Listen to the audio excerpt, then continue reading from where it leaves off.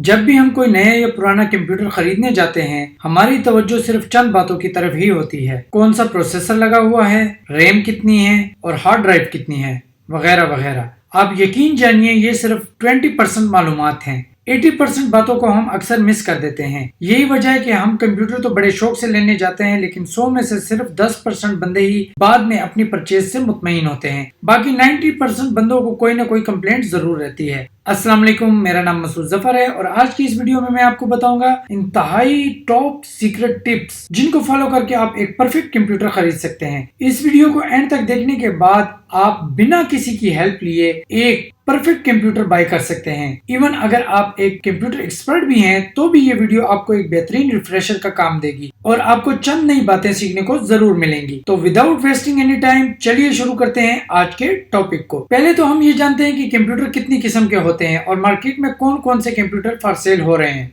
Computer 3 किस्म के होते हैं, डेस्कटॉप, लैपटॉप और टैबलेट प्लस लैपटॉप। हम अपनी जरूरत के मुताबिक इनमें से किसी एक का इंतखाब कर सकते हैं। अब मार्केट में कौन कौन से कंप्यूटर सेल हो रहे होते हैं? Number 1 new, number 2 used, number 3 refurbished. New computer जाहिर है ब्रांड न्यू कंप्यूटर्स को कहते हैं। Use computers second hand computers को कहते हैं जो हमसे पहले किसी और ने यूज किए हों। और रिफर्बिश्ड कंप्यूटर्स उन कंप्यूटर्स को कहते हैं जो किसी न किसी डिफेक्ट की वजह से कंपनी को वापस जाते हैं और कंपनी उनको रिपेयर करके दोबारा अपनी ओरिजिनल पैकिंग के साथ मार्केट में निकाल देती है। यहाँ इस बात का ख्याल रखिएगा कि रिफर्बिश्ड कंप्यूटर न्यू कंप्यूटर की तरह पिन पैक ही होते हैं और 100 में से कोई एक आधा दुकानदार आपको बताएगा कि ये कंप्यूटर रिफर्बिश है। रिफर्बिश्ड कंप्यूटर होते तो न्यू जैसे ही है, लेकिन इनकी प्राइस कंपनी से बहुत ही कम होती है। लेकिन अक्सर दुकानदार आपको ये बात नहीं बताते और आपको एक रिफर्बिश कंप्यूटर न्यू कंप्यूटर की प्राइस में सेल कर देते हैं। रिफर्बिश कंप्यूटर पर अक्सर रिफर्बिश का टैग लगा होता है और अगर दुकानदार ने उस टैग को रिमूव कर दिया हो तो आप उस कंप्यूटर के सीरियल नंबर या टैग नंबर से उसकी वेबसाइट पे जाके उसके बारे में सारी मालूमात कर सकते हैं। रिफर्बिश कंप्यूटर भी न्यू कंप्यूटर की तरह फुल वारंटी में आते हैं।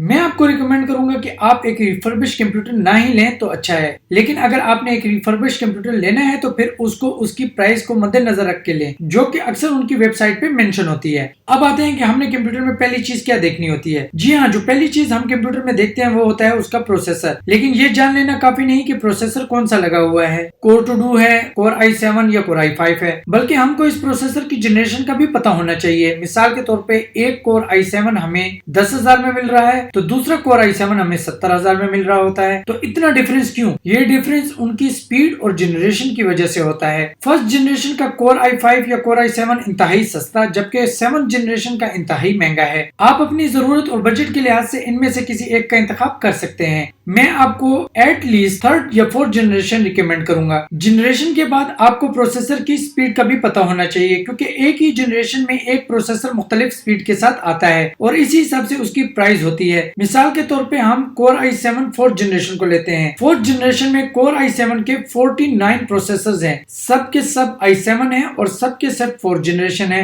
लेकिन इन सब की प्राइस उनकी स्पीड और मॉडल की बनिस्बत मुख्तलिफ है। अगर आप एक वेब डिजाइनर, ग्राफिक डिजाइनर या गेमर हैं तो आपको एक हाई एंड का प्रोसेसर लेना चाहिए जो कि आपके सारे टास्क फौरन कर ले। अगर आप एक स्टूडेंट हैं या होम या ऑफिस यूजर हैं तो एक नॉर्मल प्रोसेसर भी आपके लिए दी बेस्ट है। प्रोसेसर का ताल्लुक एज से नहीं होता, यानी अगर आपके पास दो एक जैसे प्रोसेसर हैं और उनमें से एक नया और दूसरा ओल्ड है तो दोनों की परफॉर्मेंस एक जैसी होगी। अगर आप विंडो XP या विंडो 7 यूज कर रहे हैं तो माई कंप्यूटर पे, और अगर आप विंडो 10 यूज कर रहे हैं तो दिस पीसी पे राइट क्लिक करें और प्रॉपर्टीज में जाएं। यहाँ पे आप देखें कि आपका जो प्रोसेसर है वो यहाँ पे मेंशन है, उसका मॉडल नंबर भी मेंशन है, इवन उसकी स्पीड तक यहाँ पे मेंशन है। आपके कंप्यूटर में कौन सा प्रोसेसर लगा हुआ है, उसका मॉडल नंबर क्या है और उसकी स्पीड क्या है, सब आपके सामने है। इसके अलावा अगर आप अपने कंप्यूटर की विंडो और R की को एक साथ दबाएंगे तो ये डायलॉग बॉक्स खुल जाएगा। यहाँ पे अगर आप एक कमांड DXDIAG टाइप करेंगे और इंटर पे प्रेस करेंगे तो एक डायरेक्ट एक्स डायग्नोस्टिक टूल की विंडो खुल जाएगी। यहाँ पे अब आपके कंप्यूटर नेम, आपका ऑपरेटिंग सिस्टम और आपका प्रोसेसर, मेमोरी वगैरह सब मेंशन है। अब आप यहाँ पे प्रोसेसर वाली लाइन पे फोकस करें तो ये आप देखें कि यहाँ पे आपका जो प्रोसेसर है वो कोर i5, ये उसका मॉडल नंबर और ये उसकी स्पीड है। अब आपने ये तो मालूम कर लिया कि आपका प्रोसेसर कौन सा है, उसका मॉडल नंबर क्या है और उसकी स्पीड कितनी है। अब ये ड्यूल कोर है या क्वाड कोर, तो या तो आप वेब पे जाके गूगल कर लें इस मॉडल नंबर को, तो इसकी तमाम स्पेसिफिकेशन जो है वो आपके सामने आ जाएगी। या दूसरा एक तरीका मैं आपको यहाँ पे ये बताऊँ, अगर नेट अवेलेबल नहीं है, कि आप डिवाइस मैनेजर में जाएं और यहाँ पे प्रोसेसर्स वाली लाइन पे आएं। तो अगर आपका प्रोसेसर क्वाड कोर होगा तो यहाँ पे आपको 8 प्रोसेसर बने हुए नज़र आएंगे। अगर आपका ड्यूल कोर होगा तो यहाँ पे आपको 4 प्रोसेसर बने हुए नज़र आएंगे। लेकिन बेहतर और रिकमेंडेड तरीका यही है कि आप प्रोसेसर का मॉडल नंबर गूगल में लिख के टाइप करें और उसका बेंचमार्क देख लें और उसके मुतालिक तमाम मालूमात को आप देख लें। अब अगर आप एक मैक का कंप्यूटर यूज़ कर रहे हैं तो उसके लिए आपको एप्पल मेन्यू में जाना है और अबाउट दिस मैक पे क्लिक करना है। यहाँ पे अब आप प्रोसेसर को देखें कि ये आपको बता रहा है कि 2.9 गीगाहर्ट्ज़ की स्पीड वाला कोर i5 प्रोसेसर आपका लगा हुआ है। अगर आप यहाँ पे मज़ीद इसकी डिटेल देखना चाहते हैं तो यहाँ पे आप सिस्टम रिपोर्ट्स में जाएं। तो यहाँ पे आप देखेंगे कि यहाँ पे आपका प्रोसेसर, उसकी स्पीड, उसमें कितने कोर्स हैं, सब के सब मेंशन है। क्योंकि ये एक ड्यूल कोर प्रोसेसर है तो इसमें 2 कोर्स हैं। अगर ये क्वाड कोर होता तो यहाँ पे 4 लिखा हुआ होता। अब अगर आप इस प्रोसेसर के मुतल्लिक मज़ीद डिटेल जानना चाहते हैं तो आप अपने गूगल में MacBook pro 13.2 core i5 2.9 gigahertz लिखेंगे तो इस प्रोसेसर की सारी डिटेल्स आपके सामने आ जाएगी। अब आते हैं रैम की तरफ। सिर्फ ये जानना जरूरी नहीं कि कितने जीबी रैम लगी हुई है, बल्कि ये जानना भी जरूरी है कि रैम कौन सी लगी हुई है। वो SDR रैम है, DDR रैम है, DDR2 है, 3 है, 4 है, 5 है, एक्सेट्रा एक्सेट्रा। इसी हिसाब से उनकी स्पीड और प्राइस है। जितनी अच्छी रैम लगी होगी उसी हिसाब से उसकी प्राइस होगी और उसके बाद उसी हिसाब से उसकी स्पीड होगी। इसके बाद हमें यह भी पता होना चाहिए कि रैम कितने बस स्पीड की लगी हुई है। मिसाल के तौर पे यहाँ पे हम DDR3 को लेते हैं। अब DDR3 में 800 बस की स्पीड वाली रैम्स भी आती हैं और 1600 बस वाली स्पीड वाली रैम भी आती हैं। अब आपको दुकानदार तो कहेगा कि इसमें 4GB या 8GB DDR3 रैम लगी हुई है, लेकिन आपने बस स्पीड लाजमी चेक करनी है। अब मिसाल के तौर पे 4GB DDR3 800 बस की जो पीक ट्रांसफर रेट है वो 6400 MB पर सेकेंड है, जबकि 4GB DDR3 1600 बस पे जो रैम है उसका पीक ट्रांसफर रेट जो है वो 12800 MB पर सेकेंड है, जो कि डबल है। अब आप खुद अंदाजा लगा लें कि दोनों की परफॉर्मेंस में कितना फर्क होगा। अगर मार्केट से आप एक सेकंड हैंड पीसी ले रहे हैं तो एक बात का आपने खास ख्याल रखना है कि आपके कंप्यूटर की दोनों स्लॉट में एक जैसी बस स्पीड की रैम्स लगी होनी चाहिए। अक्सर मार्केट से हम जो लैपटॉप लेते हैं या डेस्कटॉप लेते हैं उनमें 2 मुख्तलिफ बस स्पीड की रैम्स लगी होती हैं, जिसकी वजह से रैम वो परफॉर्मेंस नहीं दे पाती जो उसको देनी चाहिए। अपने कंप्यूटर की रैम हम कैसे चेक करेंगे मैं आपको बताता हूँ। तो चलिए जानते हैं कि रैम के बारे में हम कैसे पता लगाएंगे। तो रैम के लिए पता लगाने के लिए आपको एप्पल मेन्यू में जाना है, अबाउट दिस मैक में क्लिक करना है और यहाँ पे आप देखें कि यहाँ पे मेमोरी में 8GB रैम मेरी DDR3 लगी हुई है और ये 2133 मेगाहर्ट्ज़ की स्पीड वाली है। ये इसकी बस स्पीड है, ये इसकी कैपेसिटी है और ये इसका मॉडल यानी DDR2, 3, 4 जो भी हो, तो ये मेरी DDR3 लगी हुई है। तो इस तरह आपको अपने कंप्यूटर की पता चलेगा कि रैम कितनी लगी हुई है, वो कितने बस पे लगी हुई है और वो कौन से मॉडल की लगी हुई है, DDR2 है, 3 है, 4 है या 5 है। अगर आप एक विंडो कंप्यूटर यूज़ कर रहे हैं तो माई कंप्यूटर या दिस पीसी पे राइट क्लिक करें और प्रॉपर्टीज़ में जाएं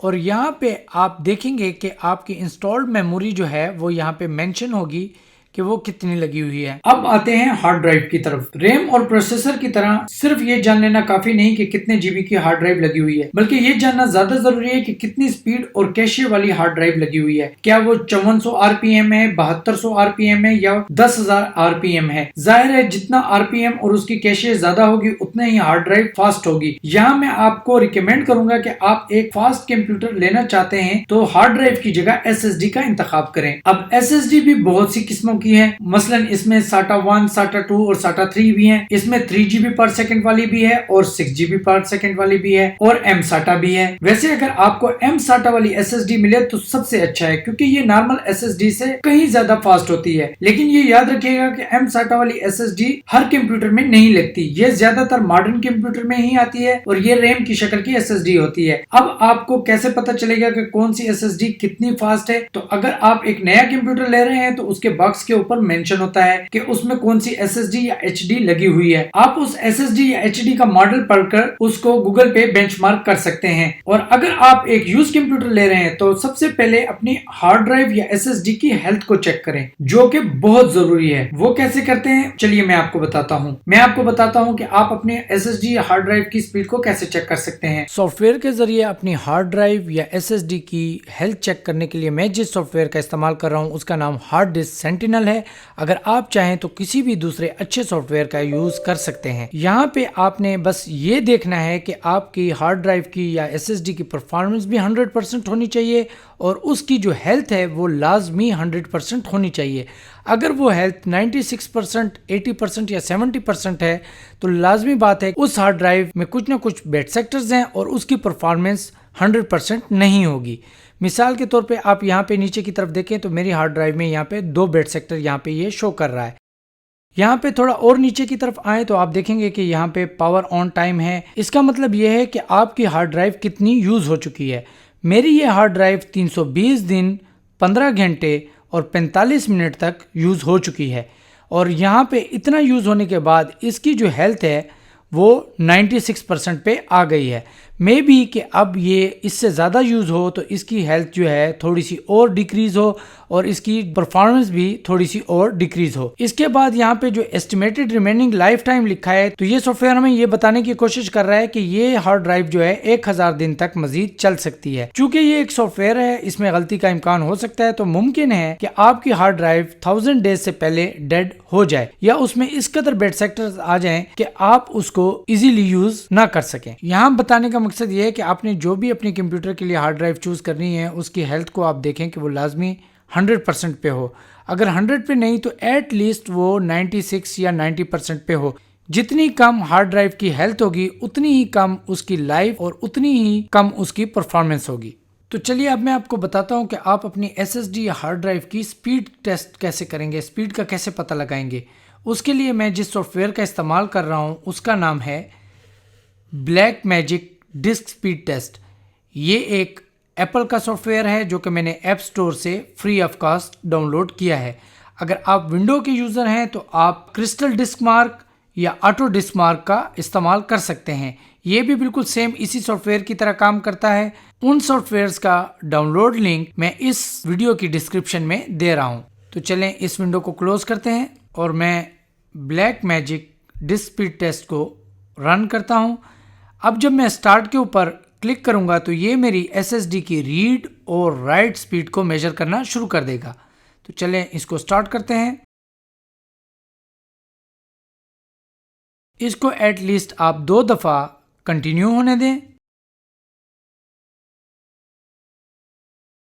और अब यहाँ पे आप देखें कि ये मेरी SSD की जो रीड स्पीड है वो यहाँ पे 2456 MB पर सेकेंड शो कर रहा है और जो मेरी SSD की राइट स्पीड है 914 MB पर सेकेंड वो यहाँ पे शो हो रही है। चूंकि मैं एक बहुत अच्छी डिसेंट SSD यूज कर रहा हूँ इसलिए उसकी रीड और राइट दोनों स्पीड्स काफी बेहतर हैं। बहरहाल यहाँ पे बताने का मकसद ये है कि आपकी डिस्क की जो भी रीड और राइट स्पीड होगी वो दोनों मेंशन हो जाएंगी और आप जितनी अच्छी रीड और राइट स्पीड वाली हार्ड ड्राइव या SSD का इंतखाब करेंगे उतना ही आपके कंप्यूटर की परफॉर्मेंस बेस्ट और बेहतर होगी। चलिए इसके बाद आते हैं GPU की तरफ। ज्यादातर कोर आई के प्रोसेसर्स में उनका GPU बिल्ट इन आते हैं और ये इतने अच्छे GPUs होते हैं कि ये आपकी HD मूवीज, नॉर्मल गेम और नॉर्मल वीडियो एडिटिंग को बआसानी कर सकते हैं। लेकिन अगर आपको हैवी गेम्स या वीडियो एडिटिंग करनी है तो आपको एक अलग से ग्राफिक कार्ड की जरूरत होगी जो कि लैपटॉप में डेडिकेटेड आते हैं और डेस्कटॉप में लगवाने पड़ते हैं। यहाँ ये बात याद रखें कि गेमिंग और वीडियो एडिटिंग या ग्राफिक डिजाइनिंग डिजाइनिंग के अलग अलग जीपीयूज होते हैं, यानी गेमिंग वाले जीपीयूज किसी हद तक ग्राफिक डिजाइनिंग या वीडियो एडिटिंग में काम तो आ सकते हैं, लेकिन ये उनके लिए परफेक्ट नहीं होते। और इसी तरह ग्राफिक डिजाइनिंग वाले जो जीपीयू होते हैं उनसे आप गेम्स तो खेल सकते हैं, लेकिन ये गेम्स के लिए परफेक्ट नहीं होते।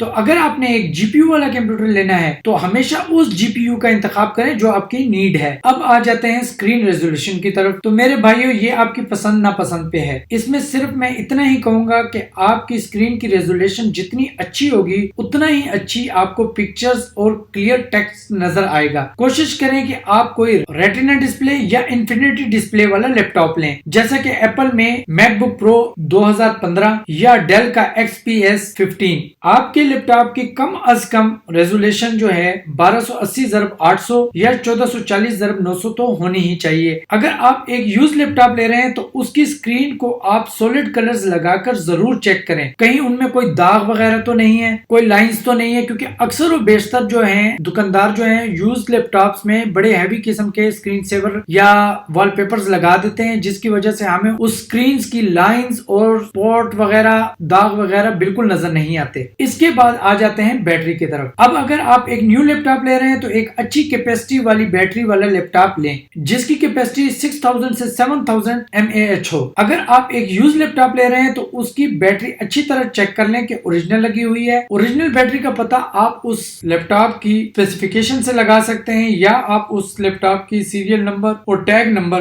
को उसकी बैटरी के साथ मैच करके उसकी ओरिजिनल होने का पता लगा सकते हैं। हर बैटरी एक मखसूस बैटरी साइकिल के लिए बनी होती है और उन साइकिल्स तक पहुंचते पहुंचते ये वीक होना शुरू हो जाती है। यूज लैपटॉप को पहले आप चार्जिंग लगाकर देखें कि 2-3 मिनट में कम अज कम वो 1% चार्जिंग बढ़ा रहा है कि नहीं, और चार्जिंग पर लगने के बाद कहीं नो चार्जिंग तो नहीं लिखा हुआ आ रहा। अगर चार्जिंग पर लगने के बाद आपका माउस स्मूथ हरकत ना करे तो समझ जाएं कि चार्जर ओरिजिनल नहीं है या 100% लैपटॉप से कंपैटिबल नहीं है। फिर आप कोई मूवी लगाकर देखें कि वो कितनी देर में चार्जिंग कम कर रहा है। एक चीज का खास ख्याल रखें कि चार्जिंग एकदम से कम नहीं होनी चाहिए, जैसे 90% से फौरन 80% पे या 80 से फौरन 70% पे नहीं आनी चाहिए। अगर ऐसा है तो बैटरी निहायत वीक है और सही काम नहीं कर रही। अब मैं आपको बताता हूँ कि आप बैटरी साइकिल कैसे मालूम कर सकते हैं और बैटरी की हेल्थ का आपको कैसे पता लगेगा।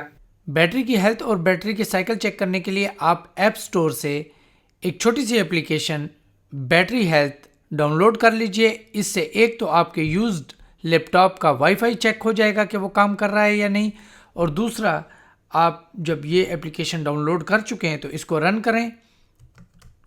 मैं ये एप्लीकेशन पहले से डाउनलोड कर चुका हूँ, इसलिए मैं इसको रन कर देता हूँ। तो ये देखें, ये एप्लीकेशन रन हो गई है। यहाँ पे आप देखें कि मेरी जो बैटरी की हेल्थ है वो 98% है। इसके जो बैटरी साइकिल हैं वो टोटल 17 है और इसकी जो एज है वो 9.6 मंथ है। इस एज से मुराद ये है कि जब फर्स्ट टाइम ये बैटरी इस कंप्यूटर में इंस्टॉल हुई थी और पहली मरतबा इसको मैंने प्लग इन किया यानी चार्ज के लिए लगाया तो उसको 9.6 महीने गुजर चुके हैं। तो ये एक इंतहाई यूज़फुल इंफॉर्मेशन है कि आपको पता चल सकता है कि आपका लैपटॉप कितना पुराना है जस्ट इस बैटरी साइकिल्स और इस एज से। अगर कोई आपको अब कहे कि ये लैपटॉप बिल्कुल न्यू है और जस्ट ये 1 मंथ यूज़ है, तो आप यहाँ से अंदाज़ा लगा सकते हैं कि ये कितना यूज़ हो चुका है। अब मैं आपको बताता हूँ कि हम विंडो में किस तरह बैटरी की हेल्थ को मालूम करेंगे। आप अपना कमांड प्रॉम्प्ट खोलें।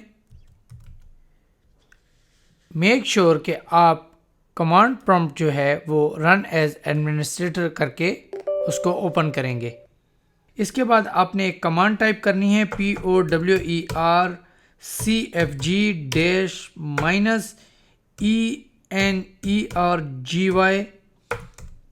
और इंटर कर देना है। चंद ही लम्हों बाद ये एक रिपोर्ट जनरेट करेगा जो कि आपके विंडो की सी फोल्डर में सिस्टम 32 में आपको मिलेगी। हम पहले से वो फोल्डर ओपन कर लेते हैं।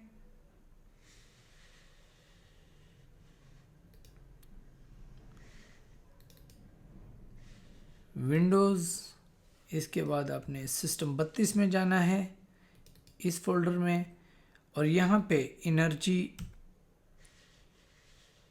के नाम से ये एक फ़ाइल जो है वो जनरेट करेगा। और यहाँ पे आप देख सकते हैं कि इसने फ़ाइल को जनरेट कर दिया है। सी विंडोज़ सिस्टम 32 और एनर्जी रिपोर्ट के नाम से ये HTML एक वेब पेज की फ़ाइल है। यहाँ पे अब हम नीचे की तरफ आते हैं और फिर इस पे राइट क्लिक करके इसको अपने मनपसंद वेब ब्राउज़र में आप ओपन कर लें और यहाँ पे आपकी बैटरी की तमाम इंफॉर्मेशन जो है वो मेंशन होंगी। बैटरी हेल्थ के बाद आप याद रखें कि अपने लैपटॉप की तमाम कीज़ को नोटपैड ऑन करके चेक कर लें। और अगर आप नाइट के टाइम अपना लैपटॉप ज़्यादा यूज़ करते हैं तो मेक श्योर आप एक एलिमिनेटेड कीबोर्ड वाला लैपटॉप लें। अब आते हैं USB पोर्ट्स की तरफ। कोशिश करें कि आप जो भी लैपटॉप लें उसमें कम से कम एक USB 3.0 जरूर हो। स्क्रीन पे दिए गए चार्ट को आप देख सकते हैं कि इनकी स्पीड्स में कितना फर्क है। इसके बाद आते हैं साउंड कार्ड की तरफ। अगर आप मूवीज और सॉन्ग्स के शौकीन हैं और उनको अपने कंप्यूटर पर देखना पसंद करते हैं और आप एक नया कंप्यूटर परचेज करने जा रहे हैं तो मैं आपको रिकमेंड करूंगा कि आप एक अच्छे साउंड कार्ड का इंतखाब करें, जैसे कि क्रिएटिव साउंड ब्लास्टर, बीट्स या एक्सेट्रा। और अगर आप एक यूज लैपटॉप ले रहे हैं तो कम से कम अपने साउंड कार्ड को मूवी या सॉन्ग लगाकर चेक कर लें और मेक श्योर कि आपके लैपटॉप के राइट और लेफ्ट दोनों स्पीकर से आवाज आ रही है। और लास्ट में अगर यूज लैपटॉप ले रहे हैं तो दुकानदार से कम 2-3 दिन की चेक वारंटी जरूर लें। और अगर न्यू ले रहे हैं तो उस ब्रांड का लें जिसकी सर्विसेज काफी अच्छी हो, जस्ट लाइक एप्पल जिसकी रिप्लेस वारंटी है। और अगर आपने एक यूज कंप्यूटर लिया है तो उसमें फौरन फ्रेश विंडो जरूर करें ताकि अगर इसमें कोई वायरस है तो वो आपके डेटा या प्राइवेसी को हर्ट ना कर सके। और दुकानदार से यूज कंप्यूटर की ड्राइवर की CD लेना